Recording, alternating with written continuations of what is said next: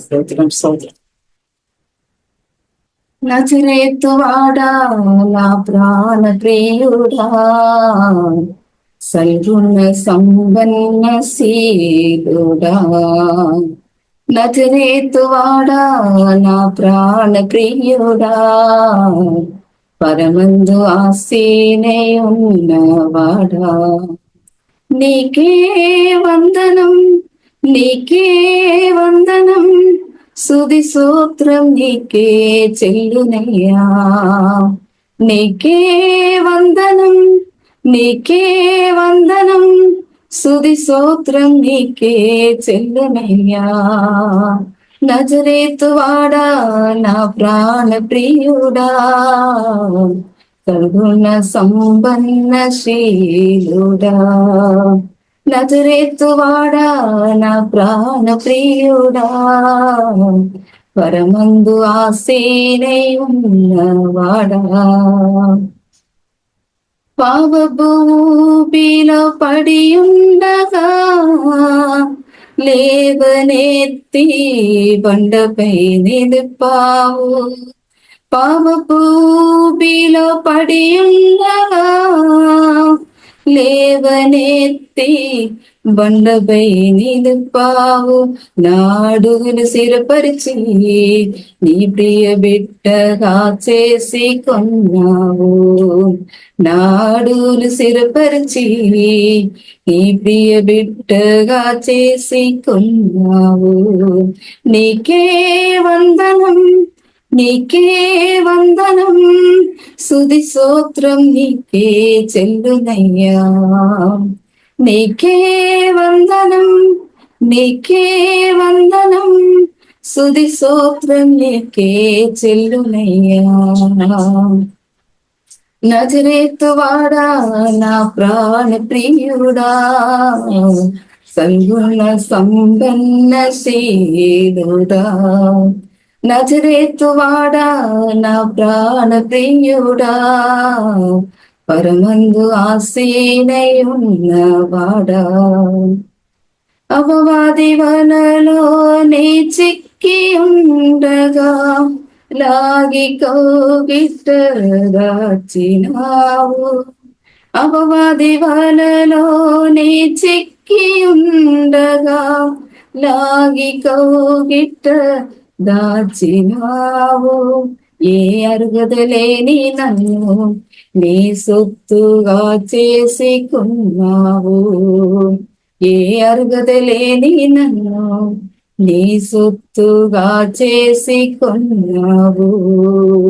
నీకే వందనం, నీకే వందనం, స్తుతి స్తోత్రం నీకే చెల్లునయ్యా. నీకే వందనం, నీకే వందనం, స్తుతి స్తోత్రం నీకే చెల్లునయ్యా. నజరేతువాడా నా ప్రాణ ప్రియుడా, సల్గుణ సంపన్న శీలుడా. నజరేతువాడా నా ప్రాణ ప్రియుడా, పరమందు ఆసీనయున్నవాడా. ఊహకందని మేలును చేసావు, నిరక్షణ నాకు నిచ్చావు. ఊహకు అందని మేలును చేసావు, నిరక్షణ నాకు నిచ్చావు. పరిశుద్ధిని ఆదను చేసి పరలోకం నాకుండన్నావు. పరిశుద్ధిని గానను చేసి పరలోకం నాకుండన్నావు. నీకే వందనం, నీకే వందనం, స్తుతి స్తోత్రం నీకే చెల్లునయ్యా. నీకే వందనం, నీకే వందనం, స్తుతి స్తోత్రం నీకే చెల్లునయ్యా. నజరేతువాడా నా ప్రాణ ప్రియుడా, సల్గుణ సంపన్న శీలుడా. నజరేతువాడా నా ప్రాణ ప్రియుడా, పరమందు ఆసీనయున్నవాడా, నీకే వందనం, నీకే వందనం, స్తుతి స్తోత్రం నీకే చెల్లునయ్యా. నీకే వందనం, నీకే వందనం, స్తుతి స్తోత్రం నీకే చెల్లునయ్యా. దేవా స్తోత్రమయ్యా, పరిశుద్ధుడా స్తుతి స్తోత్రం అన్ని మీకే. పరిశుద్ధుడా స్తోత్రం మీకు వందనాలయ్యా. ఒక రోజు నుండి మీ సన్నిధిలో శోధించడానికి, ఆరాధించడానికి, ఏసీయా మాకు ఇచ్చిన భాగ్య కోసం వందనాలయ్యా. మీ సన్నిధి నిలవడానికి మాకు ఇచ్చిన ఏసీయా ఆశీర్వాద కోసం వందనాలయ్యా. వెల కోసం వందనాలు. పరిశుద్ధుడా వందనాలయ్యా. ఒక రోజు కూడా వయసు ఆరోగ్యతలు నిలబెట్టి నీకు వందనాలయ్యా. పరిశుద్ధుడా వందనాలు. మీ ప్రేమ కోసం వందనాలు. మీ సన్ని మమ్మల్ని సమర్పిస్తామయ్యా. మేము రోజు శుభించుకొని మీతో సహవాసం తీసుకొని ముందు స్నానం మాకు ఇచ్చిన భాగ్య కోసం వందనాలయ్యా. వందనాలు. జీవం కలిగితే వాస్తవం వందనాలు. పరిశుద్ధుడా వందనాలు. మీ సన్ని మమ్మల్ని సమర్పించుతామయ్యా. ఈ రోజు వాక్యం ధర మమ్మల్ని మాట్లాడండి, మాతో మాట్లాడి మీ వాక్యం ధర మమ్మల్ని ముందుకు సహాయం చేయండి, ప్రార్థనిస్తామయ్యా. ఏసీయా స్తోత్రం. మా జీవితాలు కట్టిన ప్రార్థనిస్తామయ్యా. మా జీవితాల్లో మీరు మీ ప్రణాళిక ఏంటి, ఏసీ మీ చిత్తం ఏంటిది అవన్నీ నెరవేర్చి ప్రార్థనిస్తామయ్యా. పరిశుద్ధుడా మనలో తెలిసి మమ్మల్ని ముందు సహాయం చేయండి, ప్రార్థనిస్తామయ్యా. పరిశుద్ధుడా ఈ రోజు ఏసీ మమ్మల్ని బలపరచండి. పరిశుద్ధుడా మీ ఆత్మ అభిషేకం కుమ్మరించి నడిపించని ప్రార్థనిస్తామయ్యా. మీ అభిషేకం లేకుండా మేము ఏం చేయలేదయ్యా. మీరు మాకు ఇచ్చిన స్థానమానులు ఏసీ ఏ స్థానంలో మనం ఉన్నాము, ఏ ఏసీ మీరు మాకు ఏది ఇచ్చారో దానిలో నిలబడి మేము చేయాలని కూడా మీ అభిషేకం అవసరమయ్యా. ఏసీ అవసరమయ్యా. మీ అభిషేకం కుమ్మరించండి అయ్యా. మన ఇతరులు తెలిసి మమ్మల్ని ముందుకు సహాయం చేయండి. ఏమి కార్యాలు చూడడానికి మన ఇతరులతో ప్రార్థనిస్తామయ్యా. ఎన్నెన్నో మేలులు మా జీవితం మీరు చేశారు. ఈ లోకంలో ఏసీయా మీ కార్యాలు చూడడానికి మనల్ని తెలియ ప్రార్థనిస్తాం. మీ సన్ని మమ్మల్ని సమర్పిస్తాం. మేము మీ చిత్తానుసారం మమ్మల్ని వాడుకొని ప్రార్థనిస్తాం. మమ్మల్ని మీ సన్ని సమర్పిస్తాం. ప్రార్థన విని బిడ్డ జవాబు వచ్చింది కాబట్టి వందనాలు అన్ని మహిళ మీకు ఇస్తాను. ఏసు మమ్మల్ని అడుగుతాం తండ్రి. ఆమేన్. స్తోత్రాలు. ఈరోజు మనము కొన్ని విషయాలు ధ్యానించబోతాము. ఏంటిదంటే ఆత్మీయమైన చూపు కలిగి ఉండడం. మన జీవితంలో ఎన్నెన్నో వాక్యాలు మనం చదువుతాము, ఎన్నెన్నో వాక్యాలు మనం బోధిస్తాము. మన ఆ వాక్యం ద్వారా ఆత్మీయమైన చూపు మనం కలిగి ఉండాలి. ఆ వాక్యానుసారమైన ఆశీర్వాదం మనం పొందాలంటే, ఆ వాక్యానుసారమైన నడిపింపు మనకు అవసరం. మన నడిపింపు కావాలంటే కూడా ఆత్మీయమైన ఒక చూపు మనం కలిగి ఉండాలి. అప్పుడే మనము ఆ వాక్యానుసార ఆశీర్వాదం మనం పొందగలుగుతాము. అలా వాక్యానుసారం నడవగలుగుతాం. అందుకోసం మనం ఈ రోజు దాని చెప్పింది ఆత్మీయమైన చూపు కలిగి ఉండడం గురించి కొన్ని విషయాలు మనం ధ్యానించిపోతాం. దేవుడు తను ప్రేమించిన వారి కొరకు ఏమి సిద్ధపరిచానో అవి కన్నిటికి కనబడలేదు, చెవికి వినబడలేదు, అది మనుషులకు లేకు గోచారం కాలేదు. వాక్యం చదువుతుంది. ఎంత దేవుడు మన కోసం సిద్ధపరిచింది కన్నుటికి తెలియదు, మన కన్నుకు తెలియదు, అలాగే చెవికి కూడా వినపడలేదు, మనిషి హృదయం కూడా అది ఆలోచన లేదు అని ఇక్కడ చెప్పబడుతుంది. వాక్యంలో అది చెప్పబడింది కాబట్టి మనము మన జీవితం చూస్తే మన ఆత్మీయ కన్నులు తెరవబడాలి. అది దేవుని చిత్తం. మన ఆత్మీయ కన్ను తెరిస్తే ఖచ్చితంగా దేవుడు చేసిన కార్యాలు మనం చూడగలం. అందుకు మనం ఆసక్తి కలిగి ఉండాలి. మనం ఆత్మీయ కన్ను తెరవబడాలంటే కూడా మన విశ్వాసం కలిగి ఉండాలి. ఒకటి తర్వాత ఆసక్తి కలిగి ఉండాలి. దానికోసం ఎంత దేవా మీ కార్యం నేను చూడాలా, మిమ్మల్ని చూడాలా అని మన ఆసక్తి కలిగి ఉండాలా, మన విశ్వాసం కలిగి ఉండాలి. అప్పుడే మన నేత్రాలు తెరవబడుతుంది.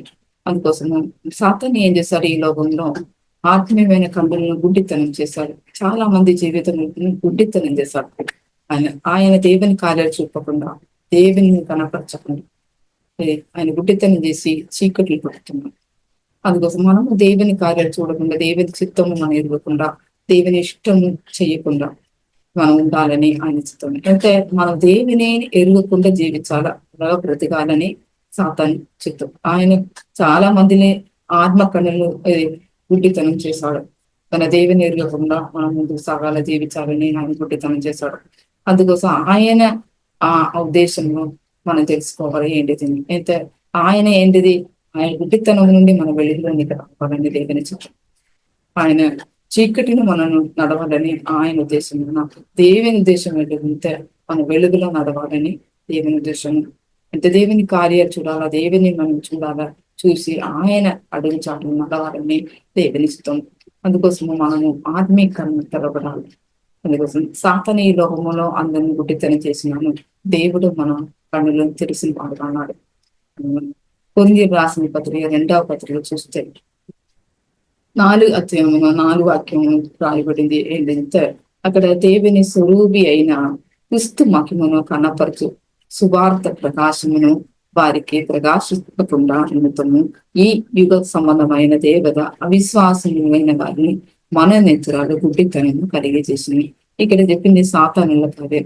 ఎంత మనోనేత్రాలు గుడ్డితనం చేసి అని నడిపిస్తాడని ఈ వాక్య సెలవిస్తుంది.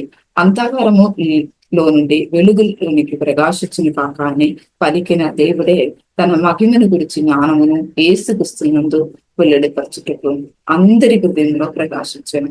చూడండి, దేవుడు ఏసుక్రీస్తుని గురించి ఆ జ్ఞానం ద్వారా ప్రకాశించబడతారు, హృదయంలో ప్రకాశిస్తుంటారు.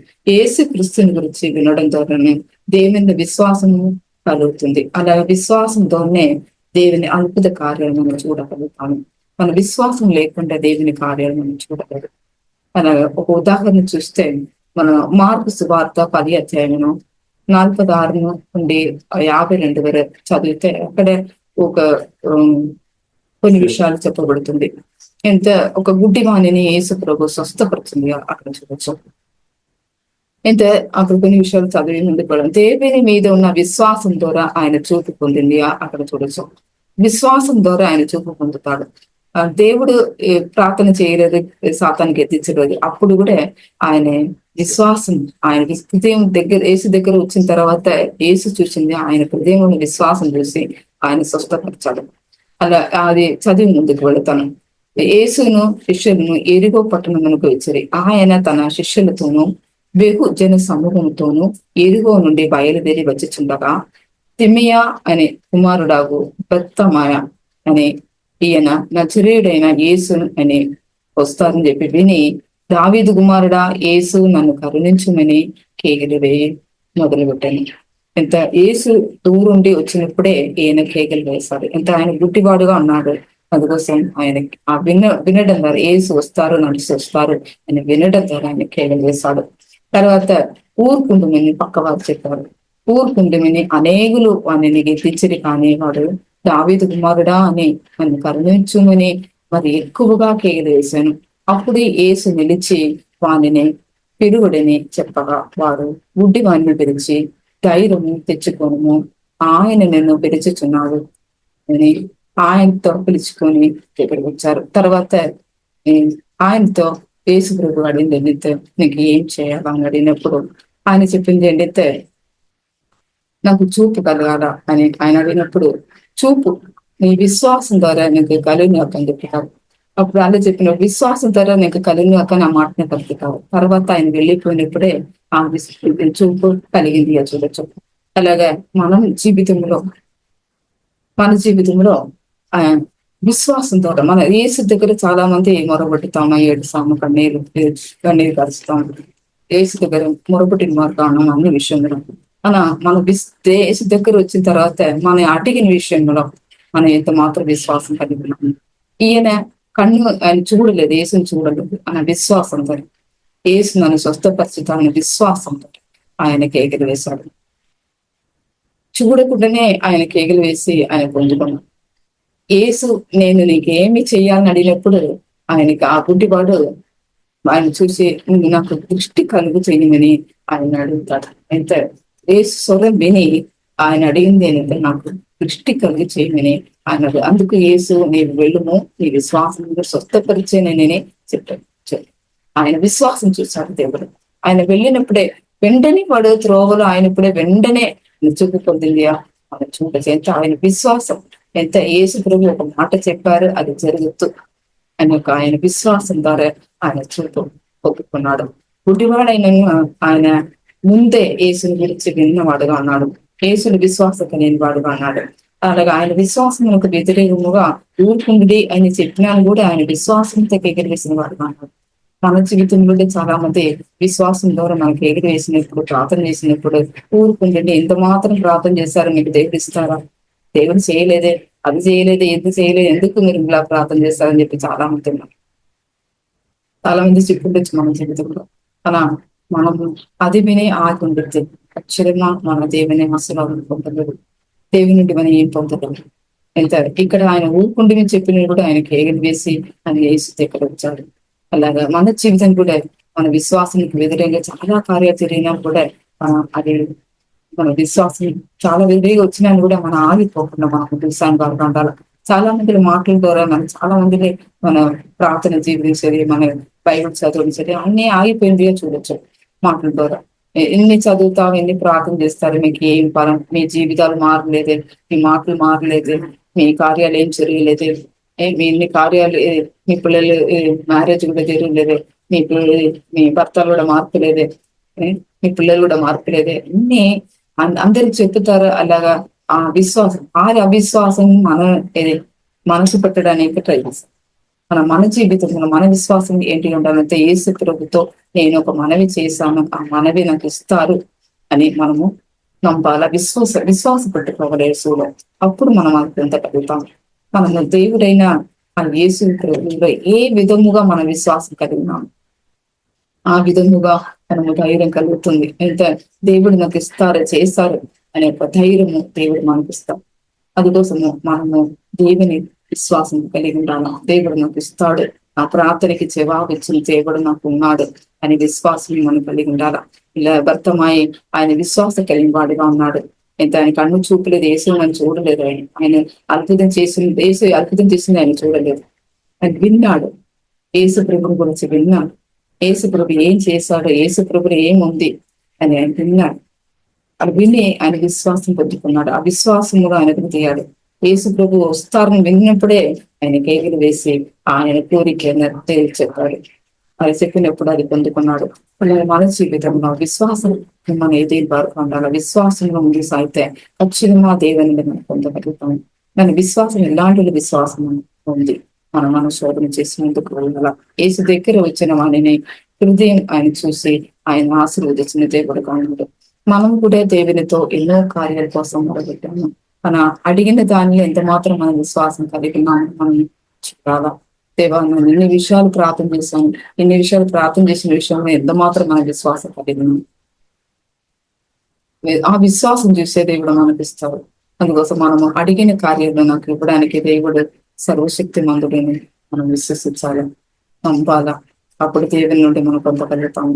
గుడ్డివాడు యేసుని విశ్వాసం ఉంచాడు, అలా యేసును స్వస్థపరుచుతాడు అని ఆయన ఎరిగి ఆ గుడ్డివాడి కోసం యేసు ప్రార్థన చేయలేదు. ఆయన ఆ రోగాలను గెలిచలేదు. ఒక మాట, దేవుని మాట విని ఆయన స్వస్థత పొందుకున్నాడు. అలా మనం కూడా మన జీవితంలో ఎన్నో దేవుని వాక్యాలను మనం వింటున్నాము. ఆ దేవుని వాక్యం ద్వారా మన వాక్యత అనుసారంగా ఆశీర్వాదం మనం పొందగలిగిన వారు పొందాల. మన జీవితంలో ఎంతో మన విశ్వాసం అంత మాత్రం ఏదేది వారుగా ఉండాలని దేవుని వాక్యం సెలవుస్తుంది. మనం ఎలాగో విశ్వాసం కలిగి ఉన్నామని అని ప్రాముఖ్యత ఉంది. అయితే మన జీవితంలో అలా ఉంది. మన విశ్వాసం ఎంత మాత్రం ఎదిగాము, ఆ విశ్వాసం ఎంత మాత్రం మనం ఎదిగాము, నిలబడతాము అనేది దేవుడు చూస్తాడు. అందుకోసం విశ్వాసం మనకు ఎదగాల. అలాగే విశ్వాసంలో మనం నిలబడినప్పుడు శోధనలు ఉంది మన జీవితంలో. ఆ శోధనలు కూడా మనల్ని క్రీస్తువులో కట్టడానికి దేవుడు మనకి శోధన అనుమతిస్తాడు. ఎంత క్రీస్తువులో ఎదగడానికి, అలాగే క్రీస్తువులో నిలబడానికి దేవుడు మనకు శోధన అనుమతిస్తాడు. అలాగే దేవుడు మనల్ని పిలుచుచున్న వాణిని ఎరిగి ఉండాలి. మన దేవుడు మనకి ఎందుకు మనల్ని పిలిచున్నాడు మనం ఎరిగి ఉండాలి. సాధారణముగా మనుషులకు కలిగే శోధన తప్ప మరి ఏది మనుషులకు మనకు సంభవించదు. అయితే మనకి ఏ శోధన వచ్చినా సరే సాధారణ మనుషులకి ఏది శోధన వస్తే అలాగనే మనకు వస్తుంది. అలాగే దేవుడు నమ్మదగిన వాడు మనం నమ్మాల. మనం సహింపగలిగినంత కంటే ఎక్కువగా శోధింపబడిన దేవుడు.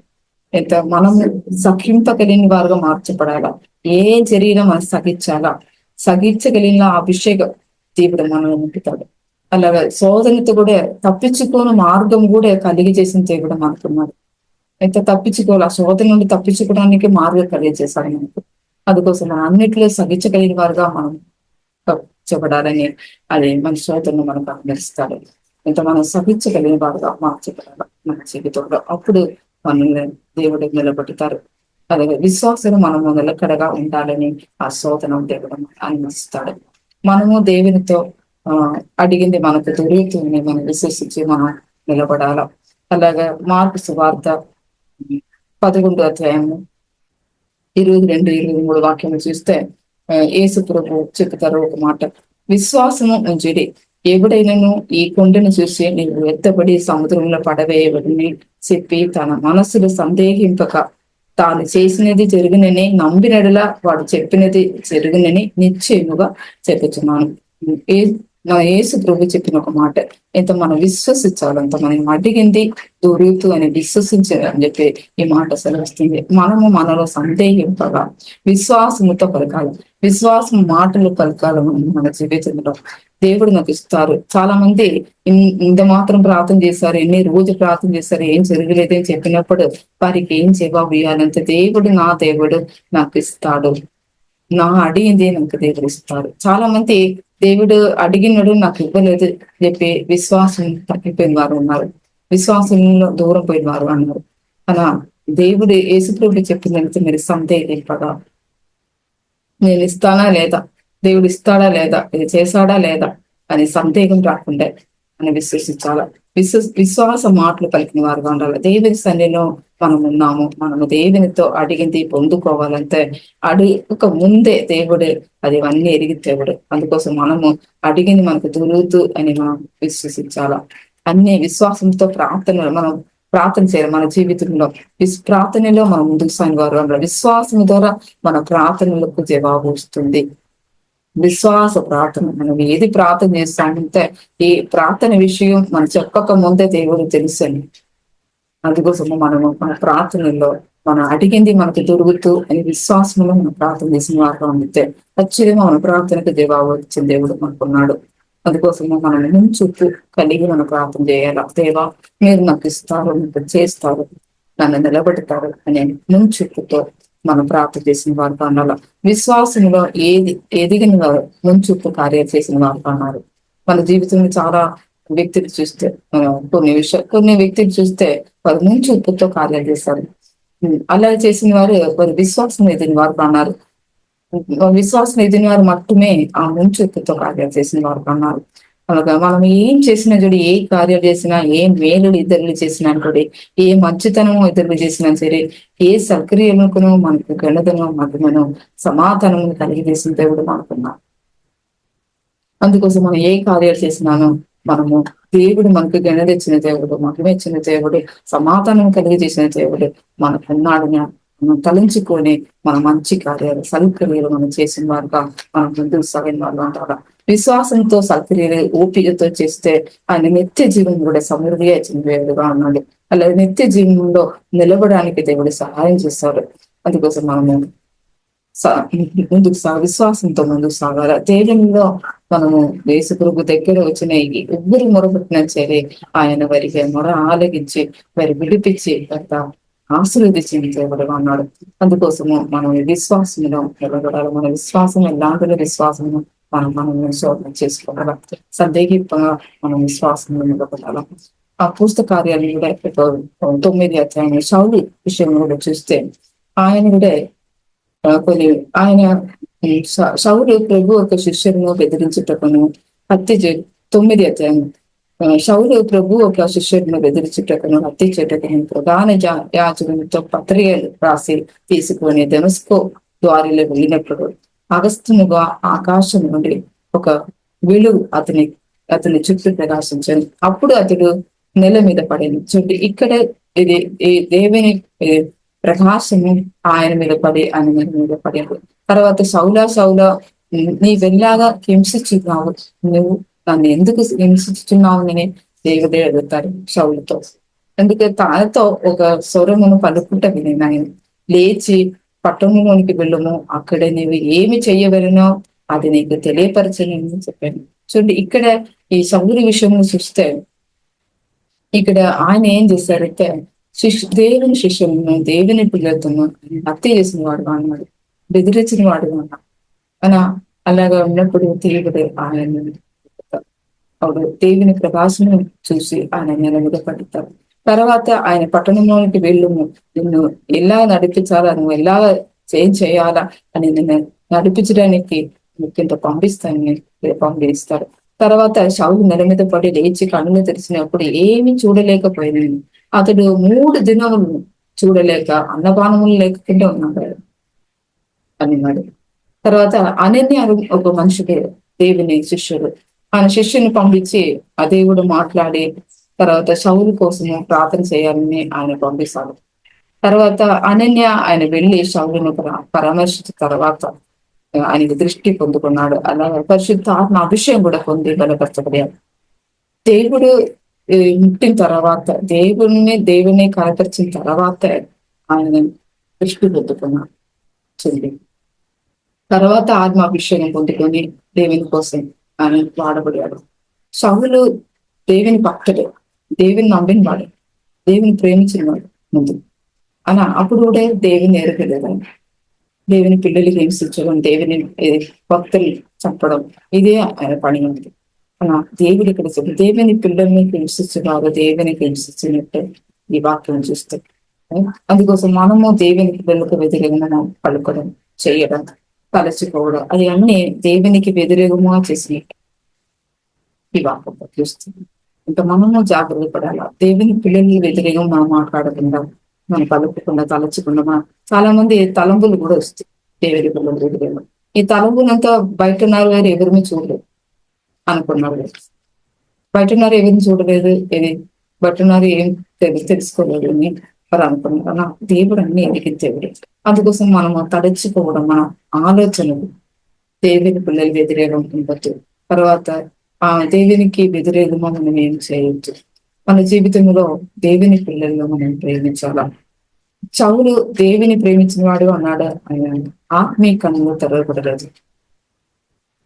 దేవుని కోసం అన్ని చేసిన వాడు, మన అన్ని న్యాయప్రమాణం అన్ని ఆయన తెలుసు, బైబుల్ అన్ని చదివినట్టు ఆయన ఉన్నాడు. అన్ని కార్యాలను అన్ని పర్ఫెక్ట్ గా అన్ని కార్యాలు చేశారు. అలా ఈ దేవుని ప్రేమించిన ఆయన మనోన్నతులు తెరపడలేదు కాబట్టి ఆయన దేవుని పిల్లలు హింసించడం, దేవుని వ్యతిరేకం చేయడం అన్నీ చేశాడు. అలా మన జీవితంలో దేవుని ప్రేమించిన వారుగా మనం, మన జీవితం దేవుని ప్రేమించిన వారుగా ఉండితే ఖచ్చితంగా దేవుని పిల్లలను ప్రేమిస్తాము. దేవుని పిల్లలు బాధలు, కష్టము పాల్గొంటాము. దేవుని పిల్లల్ని సన్మానిస్తాము. అలా ఉండాలని దేవుని చిత్తం. అందుకోసం మనము దేవుని పిల్లలుగా ఉండాలని, అప్పుడు దేవుని మనం సంతోషపరచలేదు. అలా మనం ముందు మన జీవితంలో విశ్వాసం నిలబడడానికి కూడా దేవుని పిల్లలతో మనం ప్రేమించిన వారుగా ఉండాలని, పరామర్శించిన వారుగా ఉండాలి. ఆయన సంపూర్ణముగా దేవుని ప్రేమించిన వాడుగా మారింది ఎప్పుడంటే దేవుని ముట్టిన తర్వాత, దేవుని కనపరిచిన తర్వాత ఆయన కనిపడబడింది. తర్వాతనే పరిశుద్ధాత్మ విషయంతో ఆయన నింపబడ్డాడు. తర్వాత దేవుని కోసమే గొప్పవాడు. అది మన జీవితంలో దేవుని పిల్లల వ్యతిరేకంగా మనం మాట్లాడుతుంది. మనం మనల్ని కాపాడితే ఖచ్చితంగా దేవుని అభిషేకంతో నింపి మనం దేవుని రాజ్యం కోసం నిలబడతాం. అందుకోసం మన జీవితంలో మన నాలుగు మన జాగ్రత్తగా కాపాడుకోవాలని, మన జీవితాలు కూడా పరిశుద్ధంగా జీవించాలి. అప్పుడు దేవుని అభిషేకంతో మనం నింపి దేవుడు మనల్ని వాడతారు. అలాగా పరిశుద్ధాత్మ ద్వారా ఆయన బలం పొంది దేవుని కోసం వాడబడిన వాడుగా నిలబడాలి. శౌలు పౌలుగా మార్చబడారు. ఆయన అందుకోసం మార్చబడింది కాబట్టి పౌలు ఆ పరిశుద్ధాత్మ అభిషేకం పొందిన తర్వాత ఆయన ఇలాగ ప్రార్థన చేసి చూస్తే, ఎబిసిలు రాసిన పత్రిక 1వ అధ్యాయం 17 నుండి 19 వరకు చూస్తే ఆయన పరిశుద్ధాత్మ అభిషేకం పొందిన తర్వాత ప్రార్థన వేరైంది. ఎంత రాసి ఎలా ఉంది ఇక్కడ రాసింది చదువుతాం. మరియు మీ మనోనేత్రములో వెలిగింపబడినందున ఆయన మిమ్మును పిలిచిన పిలుపు వలనేమో నిరీక్షణ ఏటిదో చూడండి, మనం పిలిచిన ఆ పిలుపు నిరీక్షణ ఏంటిదని మనం తెలుసుకున్నాము. మనోనేత్రాలు వెలిగింప పెడితే పరిశుద్ధలో ఆయన స్వాస్థ్యం యొక్క మహత్య ఐశ్వర్యం ఎట్టిదో, ఆయనకి ఇస్తున్నందు వినియోగపరిచిన వేలాదిశను ఎట్టిదో, విశ్వసించు మనయందు ఆయన చూపుచున్న తన శక్తి యొక్క అపరిమితమైన మహత్యం ఎట్టిదో మీరు తెలుసుకోనవలననే మన ప్రభు అయిన యేసుక్రీస్తు యొక్క దేవుడైన మహిమాసురుడు తండ్రి తను ఎందును మీకు జ్ఞానమును ప్రతిషధ గల మనసు అనుగ్రహించినట్లు నేను నా ప్రార్థన ఎందు మిమ్మల్ని గురించి జ్ఞాపన చేయించున్నాను. చూడండి, ఆయన ప్రార్థన ఎలా ఉంటుంది. మన మన నేత్రాలు వెలిగింపబడినప్పుడు దేవుని పిలుపు యొక్క నిరీక్షణ ఏంటిది అని మనం తెలుసుకుంటాము. ఎంత మన జీవితంలో మన నేత్రాలు తెలిసితే మన జీవితంలో స్వాస్థ్యం ఏంటిది, అలా పుస్తున్నందులా ఆదిశ్యం ఏంటిది అలా తెలుసుకున్నాం. దేవుని జ్ఞానము పొందుకోవడానికి మనోనేత్రాలను తెరవబడాల. దేవుని జ్ఞానం మీద మన ఎదుగాలతో కూడా మనోనేత్రాలు తెరవబడాల. అయితే దేవుని కార్యాలలో అది తెలుసుకోవడానికి మనోనేత్రాలు తెరవబడాల. అప్పుడే మనము దేవుని కోసం వాడబడతాము, నిలబడతాం. అందుకోసం మనోనేత్రాలు వెలిగింపబడాలని చెప్పి ఈ రోజున మనం ప్రార్థన చేసిన వారు అంటారు. దేవుని కార్యాలు చేసిన వారుగా, దేవుని కార్యాలు కనపరిచిన వారుగా మనం మార్చబడాలి. అప్పుడు ఇద్దరు కూడా దేవుడు ఉన్నాడు తెలుసుకుంటారు. అందుకోసం నాకు ఈ రోజు నా మనోనేత్రాలు తెలిసి దేవ వాడుకోండి అని ప్రార్థన చేసిన ప్రార్థన. ఈ వాక్యం జరిగే మిమ్మల్ని ఆశ్రయించిన ప్రార్థిస్తున్నాం. దేవా స్తోత్రం, పరిశుద్ధుడ విషయం ఆయన మీ సన్నిధిలో వచ్చి మీ విశ్వాసం పొందుకొని ఆయన మీ స్వస్థత పొందుకున్నాడు.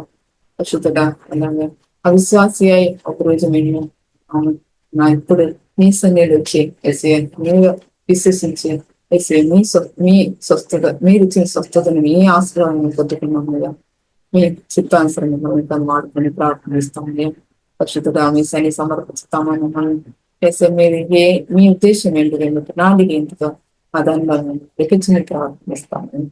మనోనేత్రాలు తెలిసి మేము నడిపించండి. మీ కార్యం చేయాలి, మీ అద్భుత కార్యాలు చేయాలని మమ్మల్ని చూడడానికి మమ్మల్ని సహాయం చేయాలి. పరిశుద్ధుడా, మీ స్వరం వినడానికి సహాయం చేయండి. శౌలు మీ స్వరం విన్నారు, మీ స్వరం విన్నా కాబట్టి ఆయనకి ఒక మార్గం వచ్చింది. దేవా పరిశుద్ధుడా, ఆయన పూర్ణమా హృదయం మారిపోయింది. అలాగా మీ అభిషేకం పొంది మీ కోసం నిలబడారు. అలాగా మా జీవితం వేసే మమ్మల్ని తెలుసుకున్నాము. తెలుసుకొని మీ అభిషేకం పొందుకొని మీ సన్ని గొప్పగా వాడిబడినగా నిలబట్టి మేము ప్రారంభిస్తాను. పరిశుద్ధుడా, మీ సన్ని సమర్పిస్తాం. నేను వాక్యం ద్వారా మాతో సమయంలో మాట్లాడడానికి అంతనం పోయాను. భక్తులు మీ జీవితంలో జరిగిన కార్యాలు మీరు మాతో మాట్లాడారు. అలా శౌర్య జీవితంలో జరిగిన కార్యాలు కూడా మీరు మాతో మాట్లాడడానికి వంతనాలు అయ్యా. వంతనాలు వేసే పరిశుద్ధుడా, వంతనాలు మీ ప్రేమ గొప్పది అయ్యా. పరిశుద్ధులు మీ ప్రేమ పొందుకొని విశ్వాసం నిలబడానికి సహాయం చేయండి ప్రార్థిస్తాం. రోజు రోజు మీ ప్రేమ లేని వారు, విశ్వాసం లేని వారుగా ఏసీఆ మమ్మల్ని బలపరిచి ప్రార్థిస్తాం. మేము వెలమును పొందుకొని హిందుస్థాన్ని సహాయం చేయండి ప్రార్థిస్తాం. సన్ని సమర్పిస్తాం. వాక్యం విన్నవారి జీవితం కూడా బలపరిచింది. మీ ఆత్మాభిషేకం మరిచి నడిపించి ప్రార్థిస్తాం. మీ కార్యాలను చూడడానికి సహాయం చేయండి. మనోనేత్రాన్ని ప్రార్థిస్తామయ్యా. పరిశుద్ధుడా, సహాయం చేయండి. సౌలు ఏసీఆ ఆయన మిమ్మల్ని ప్రేమించారు, మన మీద విశ్వాసం ఉంది. మన అప్పుడు కూడా మనోత తిరగకుండా మీ ఏసీఆ మీ ఆత్మలు కూడా వేసే, మీ బిడ్డలు కూడా వేసే హింస చేసుకొని హత్య చేసుకొని ఎందుకు సాగుడు అలా ఉండకుండా మా జీవితంలో వేసే మిమ్మల్ని తెలుసుకొని సంపూర్ణమా మా హృదయం మార్చుకొని మీ రాజ్య పిల్లలు వేసే ప్రేమించుకొని ముందు సానా సహాయం చేయండి. మీ పిల్లలు ప్రేమించుకోండి, సహోదరులందరూ ప్రేమించుకోండి, ముందు సానా సహాయం చేయండి. ఒకరొకరు ఐక్యతతో సమాధానంతో ముందు సానా సహాయం చేయండి. తెలుగు ఐక్యతగా నడిపించండి. అందరితో ఐక్యతగా నడిపించండి ప్రార్థిస్తాం. నిజాన్ని అందరికీ సమర్పిస్తామని మీ వాక్య ప్రతిష్ఠితం ఏంటండి, మేము పిలుపు నిరీక్షణతో నింపి నడిపించింది ప్రార్థిస్తాం. పరిశుద్ధుడా, మీ సన్ని సమర్పించడానికి ప్రార్థన మీరు విరుద్ధంగా వచ్చినాయి కాబట్టి అంతగా అన్ని మగలు మీకు ఇస్తాం. వేసిన ప్రైజ్ ది లార్డ్ అండి.